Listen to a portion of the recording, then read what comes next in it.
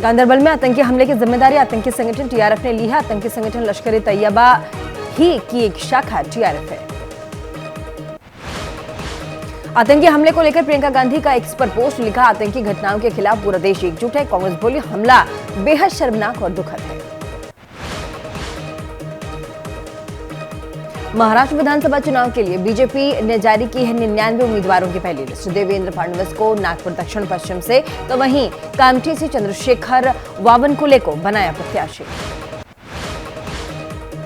छठी बार चुनाव लड़ने जा रहे हैं देवेंद्र फडणवीस। टिकट के लिए प्रधानमंत्री मोदी, अमित शाह और पार्टी अध्यक्ष जेपी नड्डा का जताया आभार। महाराष्ट्र झारखंड चुनाव को लेकर के कांग्रेस केंद्रीय चुनाव समिति की आज होगी बैठक। सीट बंटवारा नहीं होने से रविवार को नहीं हो पाई बैठक। मुंबई में आज होगी महाविकास आघाड़ी की ज्वाइंट प्रेस कॉन्फ्रेंस। सूत्रों के मुताबिक आज सीट शेयरिंग पर बात। एनसीपी शरद गुट के नेता अनिल देशमुख बोले, सीट शेयरिंग को लेकर के महाविकास आघाड़ी में नहीं है कोई भी विवाद। रामदास अठावले ने बीजेपी से 5 सीट की मांग की। बोले, अगर महायुति फिर बनती है सरकार को तो एक कैबिनेट मंत्री का हमें पद दिया जाए। महाराष्ट्र में मराठा आरक्षण के लिए आंदोलन कर रहे मनोज जरांगे ने किया है बड़ा ऐलान। मराठा बहुल इलाकों में उतारेंगे उम्मीदवार। झारखंड में सीट बंटवारे से आरजेडी नाराज। पार्टी नेता मनोज झा बोले, 12-13 सीट से कम मंजूर नहीं होगा। आरजेडी की नाराजगी पर बिहार कांग्रेस अध्यक्ष अखिलेश प्रसाद सिंह ने कहा, महागठबंधन में नहीं है कोई भी नाराजगी। झारखंड में आजसू ने 8 उम्मीदवारों की पहली सूची जारी की है। आजसू अध्यक्ष सुदेश वर महतो सिल्ली से उम्मीदवार बनाए गए। झारखंड बीजेपी की पहली सूची के आते ही शुरू हुआ विरोध। जमशेदपुर पार्टी पूर्वी सीट से पूर्व सीएम रघुवर दास की बहू का विरोध। यूपी उपचुनाव को लेकर के सूत्रों के हवाले से खबर है, सीटों को लेकर के कांग्रेस समाजवादी पार्टी गठबंधन में खटास है। उपचुनाव से दूरी बना सकती है कांग्रेस। सीट बंटवारे को लेकर के कांग्रेस और समाजवादी पार्टी में गतिरोध पर बोले बीजेपी नेता ब्रजभूषण शरण सिंह, यूपी में कांग्रेस है अखिलेश की बैसाखी के सहारे। राजस्थान की संबलपुर सीट से टिकट न मिलने पर बीजेपी नेता नरेंद्र मीणा हुए नाराज। उपचुनाव में पार्टी ने शांता देवी को बनाया उम्मीदवार। हरियाणा में मंत्रियों के विभागों का हुआ बंटवारा। सीएम नायब सिंह सैनी गृह और साथ ही वित्त और आबकारी सहित कई विभाग रखे अपने पास। अनिल विज को मिला है ऊर्जा, परिवहन, श्रम मंत्रालय का जिम्मा। काशी दौरे पर प्रधानमंत्री मोदी ने आरजे शंकर नेत्रालय अस्पताल का किया है उद्घाटन। 6,600 करोड़ रुपए की योजनाओं का भी सौगात दिया। काशी दौरे पर नेत्र चिकित्सालय के उद्घाटन के बाद प्रधानमंत्री मोदी ने रोड शो भी किया। लोगों ने प्रधानमंत्री का आभार जताया। प्रधानमंत्री मोदी ने कहा है, पिछले 10 वर्षों में काशी में स्वास्थ्य सेवा में बड़ा इजाफा हुआ है, सुधार हुआ है। वाराणसी बन रहा है पूर्वांचल का हेल्थ केयर हब।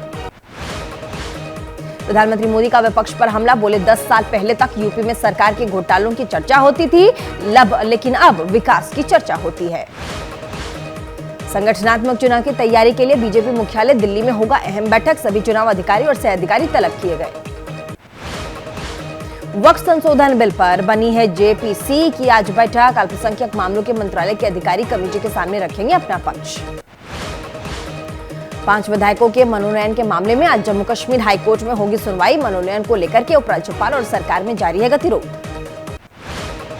उत्तराखंड के चमोली में खानसर में मुस्लिम परिवारों को कस्बा छोड़ने के फरमान पर विवाद। स्थानीय व्यापारियों ने जारी किया था फरमान। चमोली में मुसलमानों को कस्बा छोड़ने के फरमान पर बोले एआईएमआईएम के अध्यक्ष असदुद्दीन ओवैसी, देश में मुसलमानों को बना दिया है अछूत। पश्चिम बंगाल की सीएम ने अनशन पर बैठे जूनियर डॉक्टर से बातचीत के लिए उनको बुलाया है। आज शाम 5 बजे सचिवालय में दोनों तरफ की पार्टियों से मुलाकात होगी। हरियाणा के मुख्यमंत्री नायब सिंह सैनी का दिल्ली की सीएम आतिशी पर पलटवार। पूछा, यमुना में मिलने वाले गंदे नालों के लिए कौन जिम्मेदार है। दिल्ली के प्रशांत विहार इलाके में धमाके से आसपास की दुकानों के शीशे टूट गए थे। पुलिस ने सीसीटीवी में फुटेज अपने पास रखे। दिल्ली पुलिस अभी जांच कर रही है।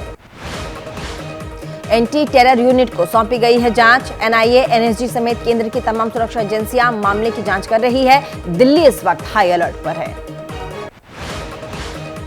एजेंसियों के सूत्रों के मुताबिक धमाके के पीछे किसी साजिश से इनकार नहीं किया जा सकता। ब्लास्ट की तीव्रता काफी ज्यादा थी।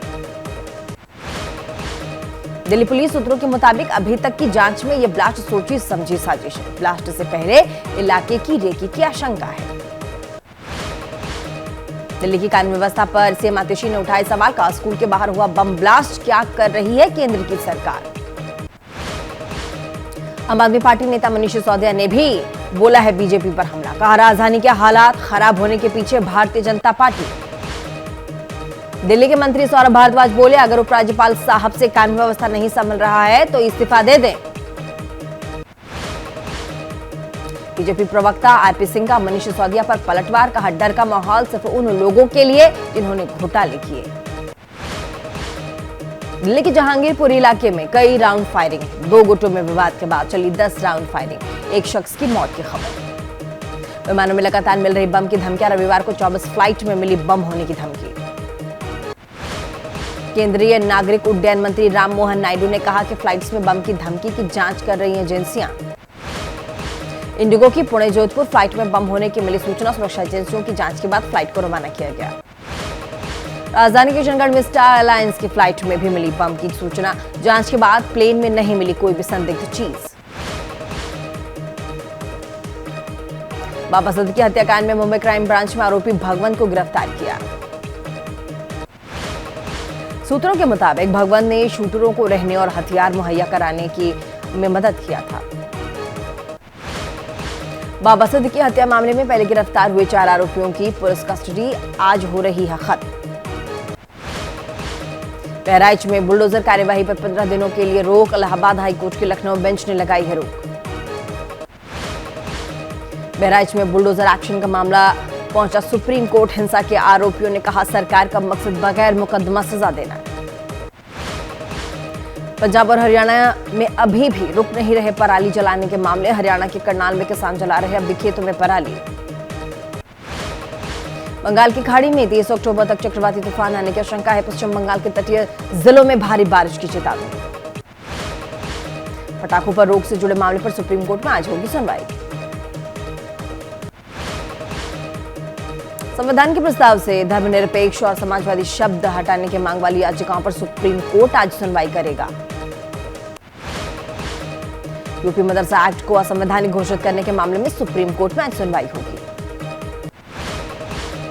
पंजाब के होशियारपुर में गोली मारकर पिता पुत्र की हत्या, फायरिंग के दौरान 2 बच्चों को गोली लगी और जख्मी हुए।